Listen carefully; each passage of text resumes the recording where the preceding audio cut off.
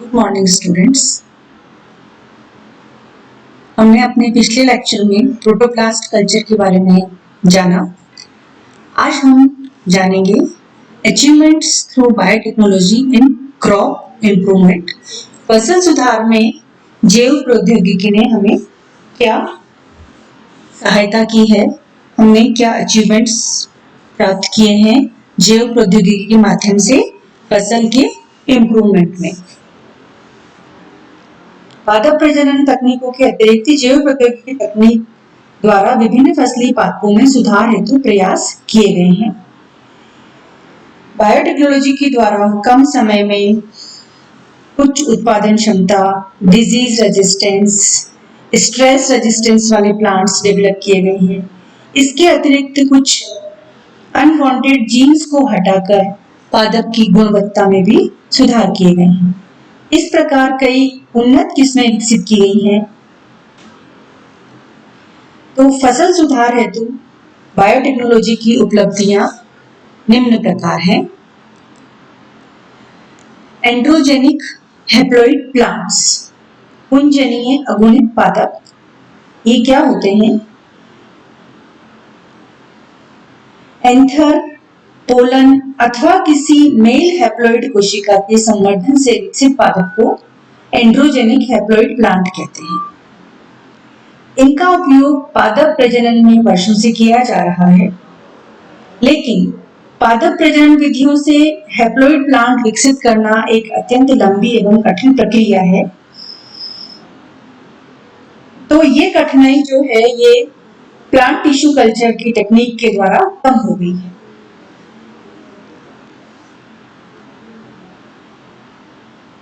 अगुणित पादपों को परागकणों पर संवर्धन करके प्राप्त किया जाता है और फिर कोल्चिसिन अथवा ऊतक संवर्धन रीजेनरेशन द्वारा इनसे होमोजाइगस डिप्लॉइड्स प्राप्त किए जाते हैं, जिन्हें फिर हाइब्रिडाइजेशन के लिए जनक पादपों की तरह प्रयुक्त किया जाता है। इस विधि से गेहूं, तंबाकू, चावल आदि की फसलों को सुधारने में हमें मदद मिली है। दूसरा है production of stress resistance and disease resistance plants.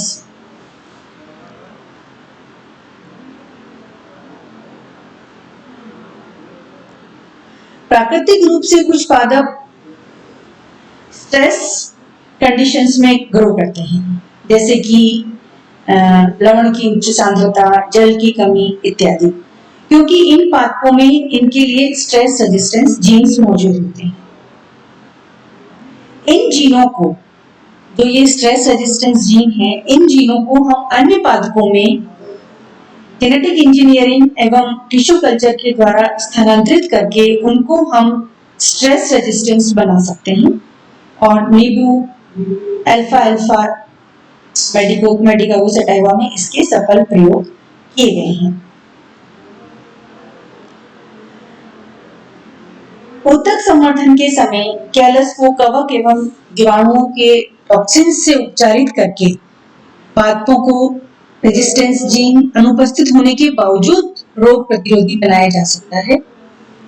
विष के प्रभाव के द्वारा केवल वे ही कोशिकाएं जीवित रहेंगी जिनमें म्यूटेशन हो जाता है और अन्य की मृत्यु हो जाएगी। तो उत्परिवर्तित कोशिकाओं का संवर्धन करके प्रतिरोधी पादप प्लांटलेट्स डेवलप किए जा सकते हैं, हालांकि ये थोड़ा डिफिकल्ट टास्क है। Production of virus free plants, पादपों में वेजिटेटिव प्रोपोगेशन द्वारा वायरस का संचरण पीढ़ी दर पीढ़ी होता है। वायरस मुक्त पादप बनाने के लिए इनके मेरिस्टेम के संवर्धन के द्वारा वायरस मुक्त पादप विकसित किए जाते हैं, क्योंकि वायरस जो मेरिस्टेम्स हैं वो वायरस मुक्त होते हैं, किंतु ये डिजीज रेजिस्टेंट नहीं होते। तो मेरिस्टेम कल्चर द्वारा कई पादपों जैसे सोयाबीन, गन्ना, आलू, गोभी आदि में वायरस मुक्त पादप विकसित किए गए हैं। संक्रमित पौधों की तुलना में इनकी यील्ड काफी अधिक होती है एवं इनका प्रयोग प्लांट ब्रीडिंग एवं जर्म प्लाज्म कंजर्वेशन में भी किया जा सकता है। नेक्स्ट, एम्ब्रियो रेस्क्यू, भ्रूण रक्षा। पादप प्रजनन में कई इंटर स्पेसिफिक हाइब्रिडाइजेशन इसलिए सफल नहीं हो पाते क्योंकि इनमें जो एम्ब्रियो हैं उनकी डेथ हो जाती है, वो मर जाते हैं एवं बीज नष्ट हो जाते हैं। इन परिस्थितियों में यदि भ्रूणों को बचा लिया जाए, एम्ब्रियो को बचा लिया जाए, तो इनसे हाइब्रिड प्लांट प्राप्त किए जा सकते हैं। इसके लिए इंटर स्पेसिफिक हाइब्रिडाइज जो एम्ब्रियो हैं उनके डेवलपमेंट की अवस्था में ही उनको एम्ब्रियो सेक्स से निकालकर उपयुक्त संवर्धन माध्यम पर उनको इनोकुलेट करके और उनसे पादप विकसित किए जाते हैं। इस विधि द्वारा चावल, टमाटर आदि में संकर पादप विकसित कर लिए गए हैं। इसको हम कहते हैं एम्ब्रियो रेस्क्यू। नेक्स्ट आता है ऑर्गन कल्चर। पादप अंग संवर्धन द्वारा कई उपयोगी पादप विकसित किए जा सकते हैं। ऑर्गन कल्चर द्वारा कई उपयोगी पादप विकसित किए जा सकते हैं, जैसे एंडोस्पर्म द्वारा ट्रिप्लोइड पादप विकसित किए जाते हैं जो कि सीडलेस होते हैं, जैसे नींबू, सेब, अंगूर आदि में हमें सीडलेस प्लांट्स हमने प्राप्त किए हैं जिनकी की इकोनॉमिक वैल्यू बहुत ज्यादा हो जाती है। क्लोनर संवर्धन के लिए न्यूसेलस की कोशिकाएं उपयुक्त होती हैं। इनके द्वारा अंगूर, बेल, खरबूजा इत्यादि के पादप विकसित किए गए हैं। नेक्स्ट आता है प्रोटोप्लास्ट फ्यूजन, जीव द्रव्य संलयन।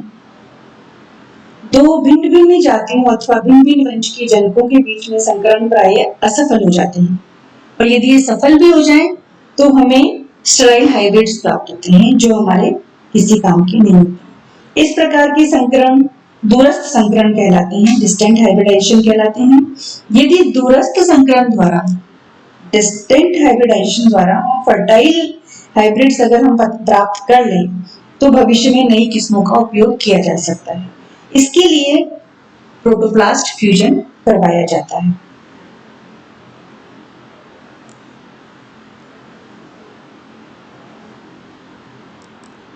नेक्स्ट है क्लोनल प्रोपोगेशन और माइक्रो प्रोपोगेशन। इस विधि द्वारा सामान्यतः ट्रीज एवं जो ऑर्नामेंटल प्लांट्स हैं उनके क्लोन बनाए जाते हैं, किंतु फसली पादपों में भी इसका उपयोग किया जाता है। यह वेजिटेटिव प्रोपोगेशन के विकल्प के रूप में भी प्रयोग किया जाता है, जिसके द्वारा कम समय में हमें प्लांट की क्लोन प्राप्त हो जाते हैं। एक कोशिका से विभाजन से प्राप्त कोशिका समूह को हम क्लोन कहते हैं, और ये जो माइक्रो प्रोपोगेशन है ये दो प्रकार से किया जाता है, मल्टीपल शूटलेट प्रोडक्शन एवं सोमेटिक एम्ब्रियोजेनेसिस।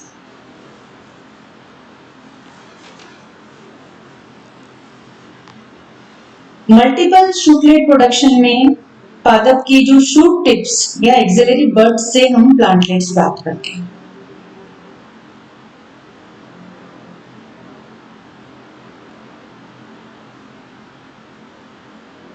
शूट टिप को स्टरलाइज करके ऐसे कल्चर मीडियम में डाला जाता है जिस पर केलस न बनकर सीधे अनेक प्रोरोकलिकाएं प्रस्फुटित हो जाती हैं, एपिकल बड्स बन जाती हैं। इस प्रकार के संवर्धन माध्यम में हम इसको डालते हैं। इन कलिकाओं को पुनः काटकर उपयुक्त संवर्धन माध्यम में स्थानांतरित कर दिया जाता है। अंत में रूट इनिशिएटिंग हार्मोन युक्त संवर्धन माध्यम में रखकर प्लांटलेट विकसित किए जाते हैं। तो ये तो हो गया मल्टीपल शूटलेट प्रोडक्शन। इसमें इस प्रकार से कम स्थान में एवं कम समय में असंख्य क्लोन विकसित किए जाते हैं, एवं एक्सप्लांट की भी हम थोड़ी सी मात्रा लेकर बहुत सारे पादप बना सकते हैं। इसके लिए central potato research institute Shimla में इस पर काम हो रहा है। दूसरा आता है सोमेटिक एम्ब्रियोजेनेसिस या कायिक भ्रूणोद्भवन। कैलस द्वारा सोमेटिक कोशिकाओं से उत्पन्न होने वाले भ्रूण समान संरचनाओं को हम सोमेटिक एम्ब्रियो या एम्ब्रियोइड्स कहते हैं। इनके परिवर्धन जो सेक्सुअल एम्ब्रियो होते हैं उनके समान ही होता है, किंतु इस विधि द्वारा कुछ फलदार वृक्ष एवं मरुद्भुत वृक्षों का माइक्रो प्रोपोगेशन अभी तक सिर्फ प्रयोगशाला तक ही हो पाया है, उनको भी हम एक्लेमेटाइज करने में असफल।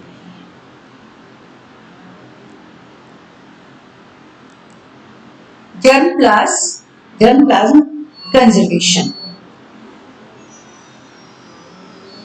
जनसंख्या वृद्धि के कारण वनों की कटाई से अनेक पादप लुप्त होते जा रहे हैं, अतः इनके जनन द्रव्य को संरक्षित करके इनकी आनुवंशिक संगठन को सुरक्षित रखा जा सकता है। तो जनन द्रव्य को संरक्षित करने के लिए पादप कोशिकाओं, shoot tips, embryos, somatic embryos को लिक्विड नाइट्रोजन में -196 डिग्री तक हम संरक्षित करते हैं। इस विधि को निम्न ताप संरक्षण कहते हैं, क्रायो प्रिजर्वेशन कहते हैं इस विधि को। इस प्रकार इनका अनिश्चित समय तक हम भंडारण कर सकते हैं, क्योंकि निम्न ताप पर कोशिकाओं की जो मेटाबॉलिक एक्टिविटीज हैं वो रुक जाती हैं एवं फ्रीजिंग से पहले कुछ केमिकल्स के द्वारा हम इनका उपचार करते हैं, जैसे ग्लिसरॉल, शर्करा, अल्कोहल, डाइमिथाइल सल्फोक्साइड, DMSO आदि। तो इसके द्वारा हम इन पादपों को जो फ्रीजिंग है उसके विपरीत प्रभाव से हम इनको पादपों को बचा सकते हैं। और ट्रांसजेनिक पादप, ट्रांसजेनिक प्लांट, इनका हमने पहले एक लेक्चर हमने इनका पूरा सुना है ट्रांसजेनिक प्लांट का।